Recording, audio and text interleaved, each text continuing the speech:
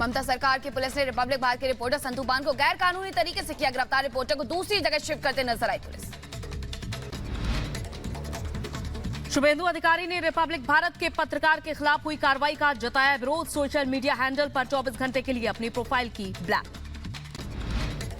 पश्चिम बंगाल के संदेश खाली में रिपब्लिक बांग्ला का रिपोर्टर गिरफ्तार। पुलिस ने रिपोर्टर संतू पान को संदेश खाली की सच्चाई दिखाने से रोका। रिपब्लिक भारत पर संदेश खाली की सच्चाई दिखाने से डरी बंगाल सरकार। रिपब्लिक बांग्ला के रिपोर्टर को जबरन घसीट कर ले गई पुलिस। केंद्रीय सूचना एवं प्रसारण मंत्री अनुराग ठाकुर ने रिपब्लिक बांग्ला के रिपोर्टर पर हमले की घटना को बताया दुर्भाग्यपूर्ण। कहा आरोपी पर कार्रवाई की जगह रिपोर्टर पर हमला किया जा रहा है। लोकतंत्र की हत्या की गई है, सच्चाई दिखाना पत्रकार का अधिकार। बीजेपी नेता सतीश पुनिया का बयान। कहा पश्चिम बंगाल में लोकतंत्र का चौथा स्तंभ खतरे में। रिपब्लिक चैनल के रिपोर्टर को गिरफ्तार करना तानाशाही की पराकाष्ठा। रिपोर्टर की गिरफ्तारी पर बीजेपी नेता शहजाद पूनावाला ने भी जताई नाराजगी। कहा बंगाल में माहौल खराब। किसानों ने केंद्र सरकार के प्रस्ताव को ठुकराया। कहा केंद्र का प्रस्ताव किसानों के हित में नहीं। केंद्र सरकार ने 4 फसलों पर दिया था एमएसपी का प्रस्ताव। किसानों ने की सभी फसलों पर एमएसपी की गारंटी की मांग। सरकार की मीटिंग के बाद बोले आंदोलनकारी नेता सरवंत सिंह। कहा 21 फरवरी को दिल्ली करेंगे कूच, जो भी होगा उसके लिए सरकार जिम्मेदार।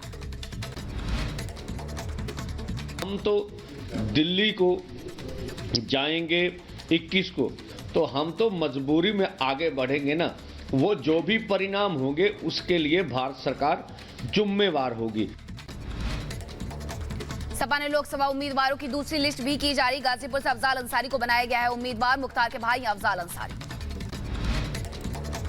महाराष्ट्र के मुंबई में टेक वीक कार्यक्रम का हुआ आयोजन। कार्यक्रम में उप मुख्यमंत्री देवेंद्र फडणवीस ने हिस्सा लिया।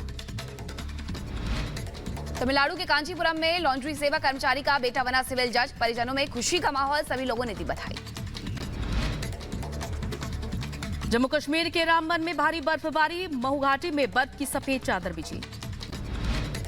जम्मू कश्मीर के गुलमर्ग में सफेद ऊंचाई वाले इलाकों में बर्फबारी हुई। बर्फबारी का लुत्फ उठाते दिखे विदेशी टूरिस्ट। जम्मू कश्मीर के उधमपुर में भूस्खलन से NH 44 बंद। यातायात बाधित होने से लोगों को परेशानियों का सामना करना पड़ा। गुजरात के बनासकांठा में मार्केट यार्ड में लगी भीषण आग। मौके पर फायर ब्रिगेड की गाड़ियां आग बुझाने में जुटी।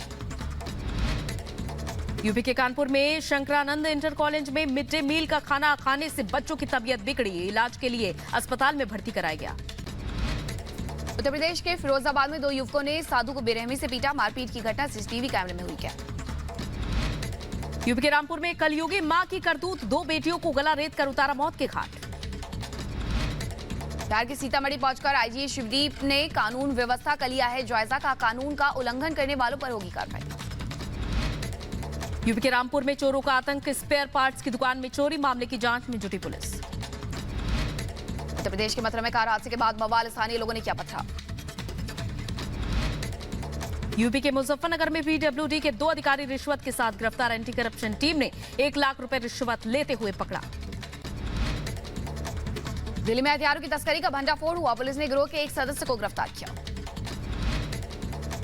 यूपी के बुलंदशहर में लुटेरे को 7 साल की सजा। लूट के सामान के साथ पुलिस ने गिरफ्तार किया था।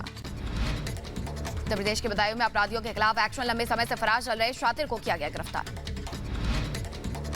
यूपी के जौनपुर में सवारियों से भरी बस पलटी। हादसे में 20 से ज्यादा यात्री हुए घायल।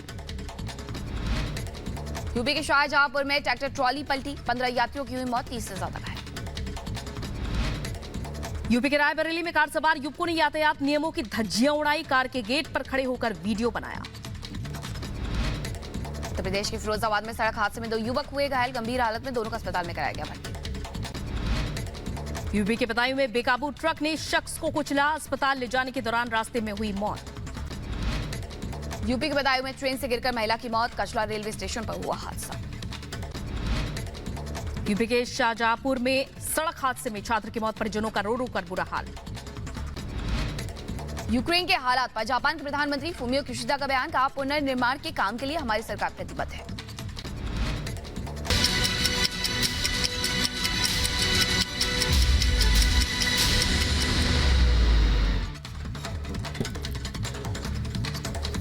तो चलिए अब आगे बढ़ेंगे और बात करेंगे रिपब्लिक भारत के रिपोर्टर की अवैध गिरफ्तारी को लेकर। लेकिन सबसे बड़ी बात यह है कि क्या सच के डर से ममता सरकार ने रिपब्लिक बांग्ला के रिपोर्टर की अवैध गिरफ्तारी करवाई है। रिपब्लिक बांग्ला के रिपोर्टर संतू पान की गिरफ्तारी के बाद अब देश भर में सवाल पूछे जा रहे हैं। रिपब्लिक बांग्ला के रिपोर्टर के साथ जो है वो उत्पीड़न किया गया है, जिसके बाद अब देश भर से आवाज उठने की शुरुआत हो चुकी है। रिपब्लिक बांग्ला के रिपोर्टर संतू पान की अवैध गिरफ्तारी के बाद अब पूरा देश सवाल पूछ रहा है कि क्या ममता सरकार संदेश खाली के सच से डर गई है। और रिपब्लिक बांग्ला के रिपोर्टर ने भी इस बात का जिक्र किया कि आप सच की आवाज को दबा नहीं सकते हैं। अब डंके की चोट पर बात होगी, ये भी संतू पान ने कहा है। संतू पान को शिफ्ट करते हुए बांग्ला की जो पुलिस है वो बंगाल की पुलिस नजर आई और ऐसे में साफ तौर पर संतू पान के द्वारा कहा गया है कि हमारी आवाज कोई नहीं दबा सकता, क्योंकि रिपब्लिक नेटवर्क हमेशा सत्य की बात करता है और स्वतंत्रता की बात करता है। और ऐसे में जब संतू पान के साथ इस तरीके का दुर्व्यवहार किया गया है तो संतू पान का साफ तौर पर कहना है कि हमारी आवाज को आप दबा नहीं सकते। डंके की चोट पर अब बात होगी। और श्वेता त्रिपाठी हमारे साथ जुड़ चुकी है और साथ ही साथ तान्या जुड़ी हुई है संदेश खाली से। श्वेता, लगातार ये देखा जा रहा है कि जब से कवरेज की जा रही थी तब से ये समझा जा रहा था कि आखिर सच को दबाने की कोशिश की गई और ये तस्वीर भी अब आखिरकार सामने आ चुकी है कि सच को दबाने की किस तरह की कोशिश की जा रही है। बिल्कुल, देखिए यही बात हो रही है मोनिका कि आखिर सच को दबाने की कोशिशें क्यों हो रही हैं।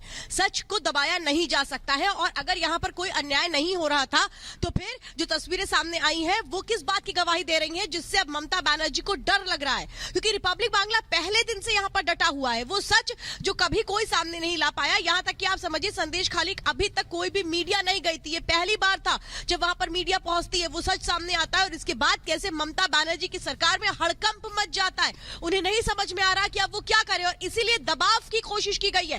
सोचिए, मीडिया की आवाज को दबाने की कोशिश की जा रही है।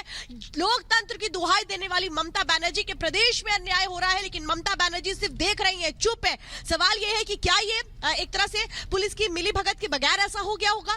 यहाँ जो पुलिस है, क्या उसने आला अधिकारियों को नहीं बताया होगा और आला अधिकारियों ने इनको नहीं कहा होगा कि अरेस्ट कर लो। लेकिन अरेस्ट क्यों और कैसे किया गया, सवाल तो ये है। जिस तरीके से संतू पान को अरेस्ट किया गया, ऐसे लग रहा था जैसे वो कोई अपराधी हो। जिस तरह से पुलिस ने उनको पकड़ के रखा हुआ था, ई रिक्शा में धक्के के साथ बिठाया जा रहा था, ये कौन सा तरीका है, कौन सा सलूक है। अगर पुलिस को उनसे कुछ पूछना भी था तो उसका एक तरीका होता है, पूछा जा सकता था अगर कोई बात थी। लेकिन यहाँ कुछ नहीं किया गया। क्या किया गया? गलत तरीके से, गैर कानूनी तरीके से अरेस्टिंग की गई है संतू पान की, जिनको अभी भी संदेश खाली थाने के अंदर रखा गया है। उनको अरेस्ट करके दबाव की कोशिश की जा रही है। बिल्कुल श्वेता, और इसके लिए लगातार सवाल भी उठ रहे हैं कि इस तरह से अवैध गिरफ्तारी आखिर रिपब्लिक बांग्ला के रिपोर्टर की क्यों की गई, जब वो जाबाज रिपोर्टिंग कर रहा था फील्ड पर और वो सच संदेश खाली का दिखाने की हर मुमकिन कोशिश कर रहा था, जिसे आज पूरा देश जान रहा है, समझ रहा है। तान्या इस वक्त हमारे साथ जुड़ी हुई है। तान्या, लेकिन बंगाल की सरकार को यह भी समझना होगा, सच को आप कितना भी दबा लीजिए, सच परेशान हो सकता है, लेकिन अंततः जीत जो है वो सत्य की ही होगी। तान्या, बिल्कुल बिल्कुल सही बोले थे आप कि सच की जीत होता है। खुलासा हो गया